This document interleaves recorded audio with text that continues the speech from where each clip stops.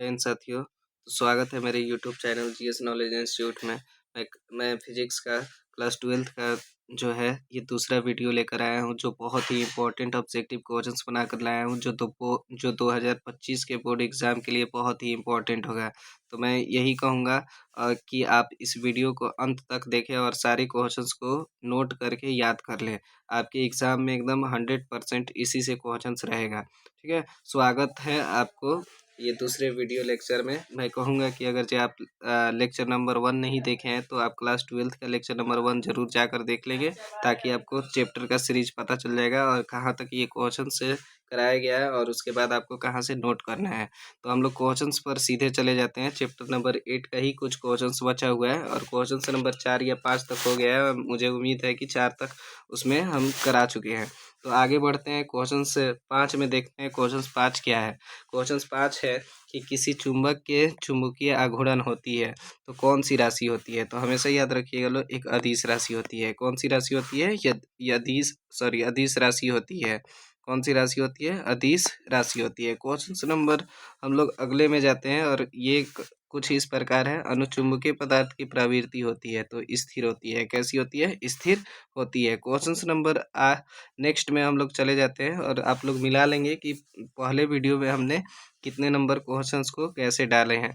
यहाँ पे हम 7 नंबर करके क्वेश्चंस नंबर ऐसे इस प्रकार हम आगे बढ़ते जा रहे हैं। ठीक है, प्रश्न है 7 नंबर कि चुंबक के चुंबकीय ध्रुव की नति कोण होता है तो नति कोण कितना डिग्री होता है? तो 90 डिग्री। कितना डिग्री होता है? 90 डिग्री। अगला प्रश्न है कि पृथ्वी के चुंबकीय क्षेत्र का ऊर्ध्वाधर घटक शून्य होता है तो कहाँ पे होता है?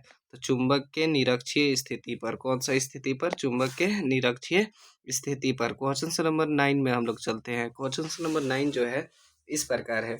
चुंबकीय मध्योत्तर तथा भौगोलिक मध्योत्तर के बीच का कोण को क्या कहते हैं? तो चुंबकीय दिक्पात। क्या कहते हैं? चुंबकीय दिक्पात। क्वेश्चन नंबर 10 में चलते हैं। क्यूरी ताप के ऊपर लौ चुंबकीय पदार्थ हो जाते हैं, कैसे होते हैं? तो अनुचुंबकीय होते हैं। क्या होते हैं? अनुचुंबकीय होते हैं। और ये क्वेश्चन नंबर जो 10 है बहुत ही इंपॉर्टेंट है, वीवीआई है। आप इसे ज़रूर देख लेंगे, ठीक है, और याद भी रखेंगे। क्वेश्चन नंबर जो चैप्टर जो 9th का है, चैप्टर नंबर 9th का पहला क्वेश्चन इस प्रकार है। विद्युत चुंबकीय प्रेरण के घटना के आविष्कारक कौन है? तो फैराडे होगा। इसका आंसर क्या होगा? फैराडे। अगले क्वेश्चन में चलते हैं। लेंज के नियम किसके संरक्षण सिद्धांत पर आधारित है? तो ऊर्जा संरक्षण सिद्धांत पर। किस पर आधारित है? ऊर्जा संरक्षण सिद्धांत पर। अगला प्रश्न है, डायनेमो का कार्य सिद्धांत किस पर आधारित है? तो विद्युत चुंबकीय प्रेरण पर। विद्युत चुंबकीय प्रेरण पर। अगर जो कोई भी आंसर पहले से पता हो तो कमेंट जरूर करें, ठीक है, और वीडियो को अंत तक देखें। आपके क्लास 12th का जो 2025 का बोर्ड का जो एग्ज़ाम है उसमें बहुत ही इंपॉर्टेंट ये फिजिक्स का सारा ऑब्जेक्टिव क्वेश्चन है। मैं खुद इसे तैयार किया हूँ और आप लोग जब एग्ज़ाम देकर आएंगे तो आप इस नोट से ज़रूर मिलाएं एक बार।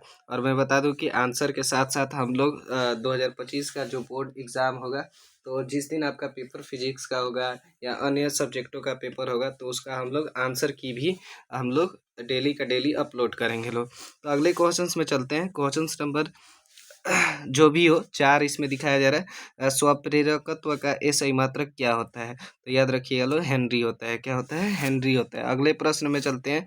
एक परिनालिका के लंबाई L है तथा अनुप्रस्थ काट का क्षेत्रफल जो है वो A है और N फेरों की संख्या है परिनालिका में, तो उसका स्वप्रेरकत्व क्या होगा? तो म्यूनट इंटू N² इंटू A/L। अगले चैप्टर में हम लोग चलते हैं। चैप्टर नंबर 10 है। चैप्टर नंबर 10 का पहला प्रश्न है कि आभासी धारा होती है तो शिखर धारा बटा √2। प्रतिघात का मात्रक क्या होता है? तो ओम। प्रतिघात का मात्रक क्या होता है? ओम, क्योंकि ये भी एक प्रकार का क्या होता है? प्रतिरोध होता है और उसी का रूप है। ठीक है, क्वेश्चन नंबर नेक्स्ट में चलते हैं, यानी 3 नंबर क्वेश्चंस में कि एलआर परिपथ का प्रतिबाधा क्या होता है? एलआर परिपथ का प्रतिबाधा क्या होता है? तो √r² plus omega into L. Omega into L, इसे डब्लू ना समझे, ये ओमेगा है। ओमेगा कुछ इस प्रकार बनता है। ठीक है, अगले क्वेश्चंस में चलते हैं। अगला क्वेश्चन है कि प्रत्यावर्ती धारा के वर्ग माध्यम मूल मान तथा शिखर मान में क्या संबंध होता है? तो IRMS बराबर I0/2, I0/2। अगले क्वेश्चन पे चलते हैं। क्वेश्चन है LR परिपथ का शक्ति गुणांक क्या होता है? तो LR परिपथ का शक्ति गुणांक जो होता है बहुत सारे जगहों पर देखा गया है, आप लोग मिला लेंगे। R/√/R² plus omega into L का होल स्क्वायर होता है। ठीक है, यहाँ पे थोड़ा सा क्वेश्चंस का जो आंसर है वो मिस्टेक हो गया है। ठीक है, आप सही कर लेंगे। ये जो R होगा वो ऊपर होगा, √R² plus omega into L का होल स्क्वायर होगा। क्वेश्चन नंबर जो है 6 नंबर में हम लोग चलते हैं। यांत्रिक ऊर्जा को विद्युत ऊर्जा में बदलने वाला युक्ति क्या कहलाता है? डायनेमो। क्या कहलाता है? डायनेमो। इसका दूसरा नाम जो है वो जनित्र है। उसका दूसरा नाम क्या है? जनित्र है। इसका दूसरा नाम क्या है? जनित्र है। ठीक है, अगला प्रश्न जो है उस पर हम लोग चलते हैं। क्वेश्चन है प्रत्यावर्ती धारा परिपथ में यदि धारा I एवं वोल्टेज के मध्य कलांतर फाई हो तो धारा का वाटहीन घटक होगा। तो I into sine phi. Chapter number 11 में चलते हैं और 11 नंबर चैप्टर का पहला क्वेश्चन है। आप यहाँ पे ये कुछ जो होगा ये ऑप्शन के साथ देगा और इसीलिए पहला यहाँ पे पहला देख रहे हैं कि पहले ही पॉइंट पे लिखा गया निम्न। तो जो भी आपको क्वेश्चंस एग्जाम में देगा तो वो ऑप्शन के साथ देगा। वो कैसे देगा? ऑप्शन के साथ देगा।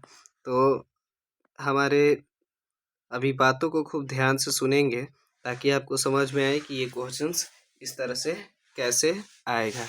निम्न में कौन सा विद्युत चुंबकीय तरंग नहीं है? ठीक है, तो प्रकाश तरंग देगा, विद्युत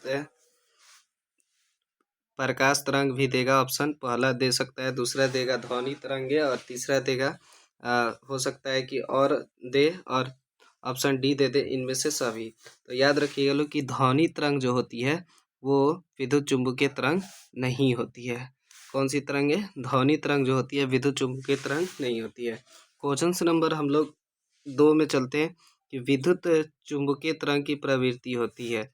इसकी जो प्रवृत्ति होती है वो अनुप्रस्थ होती है। अगले क्वेश्चन में चलते हैं। सूर्य के प्रकाश का स्पेक्ट्रम होता है सतत। सतत मतलब होता है लगातार। अगला प्रश्न है कि प्रकाश के रंग का कारण क्या है? इसकी आवृत्ति के कारण ही प्रकाश का रंग हम लोग को दिखाई देता है या पता चलता है। अगला प्रश्न है कि टेलीविज़न संकेतों का आवृत्ति प्रसार होता है तो 300 मेगाहर्ट्ज से 30 मेगाहर्ट्ज से 300 मेगाहर्ट्ज तक। अगले क्वेश्चन पे चलते हैं। जल के जो कीटाणु है उनको मारना है तो मारने के लिए किस किरण का उपयोग किया जाता है? पराबैंगनी किरण। जैसे कि आपका जो वाटर प्योरीफाई करने वाले जो मशीन होते हैं जैसे केंट हो गया, आरओ हो गया, तो इसमें जो पराबैंगनी किरण का ही उपयोग करके हम लोग कीटाणुओं को क्या करते हैं? उसे नष्ट करते हैं। क्वेश्चन नेक्स्ट में देखते हैं क्या प्रश्न है। निर्वात में विद्युत चुंबकीय तरंग की चाल होती है तो 1/μ0 इंटू E0। अगले क्वेश्चन पे चलते हैं। सबसे अधिक तरंगदैर्घ्य किस तरंग की होती है? तो माइक्रो तरंग जो होती है इसकी तरंगदैर्घ्य सबसे अधिक होती है। चैप्टर नंबर 12 का पहला क्वेश्चन पे चलते हैं और ये क्वेश्चन इस प्रकार है। जब एक वर्णीय प्रकाश निर्वात से किसी पदार्थिक माध्यम में जाता है तो प्रकाश पुंज का कौन सा अभिलक्षण बदलता नहीं है? तो प्रकाश की आवृत्ति नहीं बदलता है। अगले क्वेश्चन पे चलते हैं। प्रकाश तंतु संचार किस घटना पर आधारित होता है? तो पूर्णांतरिक परावर्तन पर। इस पर आधारित होता है पूर्णांतरिक परावर्तन। और मैं बता दूं कि प्रकाशिकीय तंतु के बारे में ये एक तरह से और है, पोलराइड है। इस सब का आप लोग खूब अच्छे से सब्जेक्टिव क्वेश्चंस याद कर लेंगे। ये क्वेश्चंस बार बार पूछता है। ठीक है, जैसे कि पोलराइड्स का उपयोग या प्रकाशिकीय तंतु का उपयोग बताएं तो ऑप्टिकल फाइबर का उपयोग बहुत ज़्यादा पूछता है। ठीक है, क्वेश्चंस नेक्स्ट में चलते हैं। कह रहे क्या कि किसी प्रिज्म पर एक वर्णीय प्रकाश के आपतित होने पर कौन सी घटना होती है? तो विचलन। कौन सी घटना होती है? विचलन। अगला क्वेश्चन है, बहुत इंपॉर्टेंट क्वेश्चन है, इसे याद रखेंगे, ये बहुत ही इंपॉर्टेंट है, वीवीआई है, ठीक है। और क्वेश्चन है कि प्रकाशीय पथ के बराबर होता है, तो प्रकाश की लंबाई पथ की लंबाई गुणे अपवर्तनांक। अगला क्वेश्चन चैप्टर नंबर 14 में हम लोग चलते हैं। पहला क्वेश्चन में कह रहा है क्या कि स्वस्थ व्यक्ति के लिए स्पष्ट दृष्टि परास जो अल्पतम होती है वो कितनी होती है? तो 25 सेंटीमीटर। ये क्लास 10th का क्वेश्चन है और 10th से ही आप लोग को ये पहले ही से इसका आंसर पता होगा, ठीक है। क्वेश्चन से नेक्स्ट में चलते हैं। सरल सूक्ष्मदर्शी द्वारा बना प्रतिबिंब होता है काल्पनिक एवं सीधा। काल्पनिक एवं सीधा। अगला प्रश्न है कि संयुक्त सूक्ष्मदर्शी के अभिदृश्यक की फोकस दूरी होती है, तो नेत्रिका की फोकस दूरी से कम होती है। नेत्रिका की फोकस दूरी से कम होती है। अगला प्रश्न है, सरल सूक्ष्मदर्शी की आवर्धन क्षमता होती है, तो 1+d/f। 1+d/f क्या होगा? 1+d/f। 1+d/f। अगला प्रश्न में हम लोग चलते हैं और अगला प्रश्न कुछ इस प्रकार है। कह रहा है क्या, जब सूक्ष्मदर्शी की नली की लंबाई को बढ़ाई जाती है तो उसकी आवर्धन क्षमता क्या होती है? तो उसकी आवर्धन क्षमता क्या होती है? बढ़ जाती है। अगला क्वेश्चन में चलते हैं और अगला क्वेश्चन कुछ इस प्रकार है, ठीक है। कह रहा है क्या, एक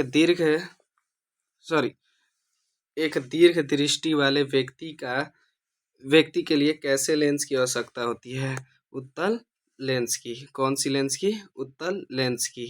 कौन सी लेंस का होगा? उत्तल लेंस का होगा। तो मैं बता दूँ आपको कि यहाँ पे आपको क्लास 12th का 14 चैप्टर तक ऑब्जेक्टिव मैंने अपलोड कर दिया दूसरे वीडियो के माध्यम से, और तीसरे वीडियो में हम पूरा चैप्टर नंबर 23 तक लेकर आएंगे, ठीक है। तो आपसे यही कहेंगे कि अंत तक वीडियो देखें और सारे क्वेश्चंस को आप ज़रूरी से एकदम ध्यान को रखते हुए आप अब पूरे ऑब्जेक्टिव को नोट कर लेंगे और याद कर लेंगे। आपके एग्ज़ाम में ऐसे ही क्वेश्चंस पूछे जाएंगे और ये बिहार बोर्ड के लिए बहुत ही इम्पोर्टेंट वीडियो है, ठीक है। तो 2025 के लिए बहुत इम्पोर्टेंट ऑब्जेक्टिव क्वेश्चंस हम लेकर आए थे। मिलते हैं नेक्स्ट वीडियो में। आज के लिए इतना ही। जय हिंद।